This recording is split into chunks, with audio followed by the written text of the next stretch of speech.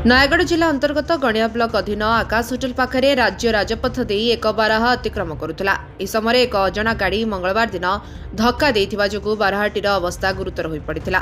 गणिया वनांचल अधिकारी खबर पाई निर्देश क्रमे वनपाल संतोष प्रधान, मनोज प्रभाकर साहू समेत वनरक्षी बनश्री नायक और पारस्टाफ घटनास्थल में पहुंची जाइथिले। सेठारु ए दुर्घटनाग्रस्त बाहरा को उद्धार करी गणिया वनांचल को आनिथिले एवं एहार चिकित्सा पाई प्राणी चिकित्सा अधिकारी को जोगाजोग मध्य करथिले।